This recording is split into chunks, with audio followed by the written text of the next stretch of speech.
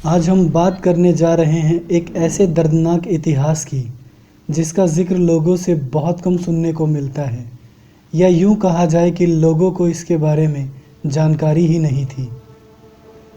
प्राचीन भारत में बिहार में स्थित नालंदा विश्वविद्यालय उच्च शिक्षा का सर्वाधिक महत्वपूर्ण और विश्वविख्यात केंद्र हुआ करता था। दुनिया के सबसे पुराने विश्वविद्यालयों में से नालंदा विश्वविद्यालय सबसे प्रचलित विश्वविद्यालय हुआ करता था। इसकी स्थापना 5वीं शताब्दी में गुप्त वंश के शासक सम्राट कुमार गुप्त द्वारा की गई थी। 7वीं सदी में भारत भ्रमण करने आए चीनी यात्री हुआंग तथा इति संग के यात्रा विवरण में इस विश्वविद्यालय के बारे में विस्तृत जानकारी प्राप्त होती है, जिसके अनुसार हमें यह ज्ञात होता है कि नालंदा विश्वविद्यालय शिक्षा के लिए उच्च माना जाता था।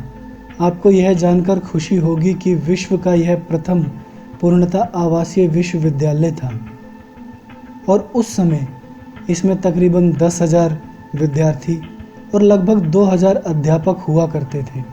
इस विद्यालय में शिक्षा ग्रहण करने के लिए विद्यार्थी न केवल भारत के विभिन्न क्षेत्रों से आते थे, अपितु कोरिया, जापान, चीन, तिब्बत, इंडोनेशिया, फारस तथा तुर्की से भी आया करते थे। 1193 में तुर्क सेनापति इख्तियासुद्दीन मोहम्मद बिन बख्तियार खिलजी और उसकी सेना ने प्राचीन नालंदा विश्वविद्यालय को नष्ट कर दिया था, और इसके पीछे की वजह जानकर आप दंग रह जाएंगे। कहा जाता है एक बार बख्तियार खिलजी बहुत बीमार पड़ गया था। उसने अपने हकीमों से बहुत इलाज करवाया, मगर वह ठीक नहीं हो सका और मरणासन स्थिति में पहुंच गया। तभी किसी ने उसको सलाह दी कि वह नालंदा विश्वविद्यालय के आयुर्वेद विभाग के प्रमुख आचार्य राहुल श्रीभद्र से अपना इलाज करवाए, परंतु खिलजी इसके लिए तैयार नहीं था। उसे अपने हकीमों पर ज़्यादा भरोसा था। वह इस बात को मानने के लिए बिल्कुल भी तैयार नहीं था कि भारतीय वैद्य उसके हकीमों से ज़्यादा ज्ञान रखते हैं या ज़्यादा काबिल हो सकते हैं।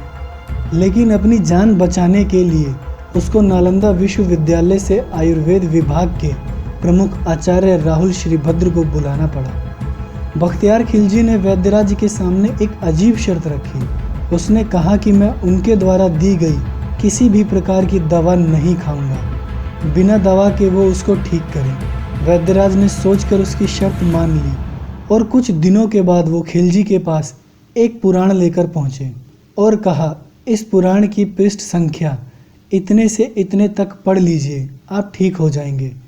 बख्तियार खिलजी ने वैद्यराज के बताए अनुसार पुराण को पढ़ा और ठीक हो गया।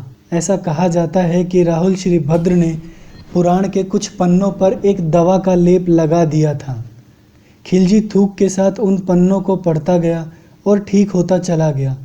अब खिलजी इस तथ्य से परेशान होने लगा कि एक भारतीय विद्वान और शिक्षक को उसके हकीमों से ज़्यादा ज्ञान था।